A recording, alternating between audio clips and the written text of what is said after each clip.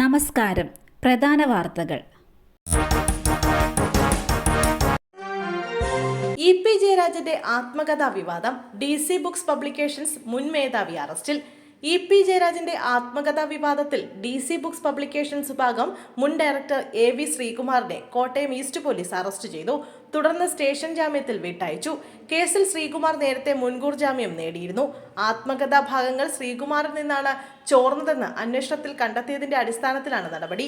ശ്രീകുമാറിനെ രാവിലെ സ്റ്റേഷനിലേക്ക് വിളിച്ചു വരുത്തി. പ്രാഥമിക ചോദ്യം ചെയ്യലിന് ശേഷം അറസ്റ്റ് രേഖപ്പെടുത്തുകയായിരുന്നു എന്നാണ് വിവരം.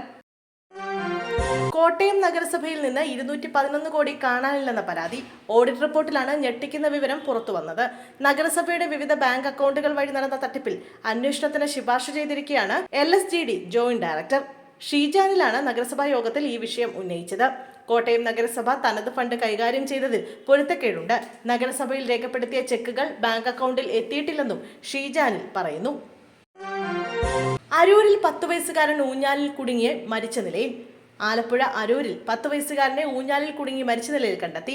അരൂർ ബൈപ്പാസ് കവലയിൽ വാടകയ്ക്ക് താമസിക്കുന്ന കോളാട്ടുകുന്നേൽ അഭിലാഷിന്റെ മകൻ കശ്യപിനെയാണ് മരിച്ച നിലയിൽ കണ്ടെത്തിയത്. വീടിന്റെ മുകളിലത്തെ നിലയിലെ ഊഞ്ഞാലിൽ കുരുങ്ങിയ നിലയിലായിരുന്നു മൃതദേഹം. അരൂർ പോലീസ് സംഭവസ്ഥലത്തെത്തി അസ്വാഭാവിക മരണത്തിന് കേസെടുത്തു. പോസ്റ്റ്മോർട്ടം നടപടികൾ പുരോഗമിക്കുകയാണ്. ആലപ്പുഴയിൽ പ്രഭാത നടത്തത്തിനിടെ കോൺഗ്രസ് നേതാവ് വാഹനമിടിച്ചു മരിച്ചു. ആലപ്പുഴ പാണാവള്ളിയിൽ പ്രഭാത നടത്തത്തിനിടെ സ്വകാര്യ ബസ് ഇടിച്ച് കോൺഗ്രസ് നേതാവ് മരിച്ചു.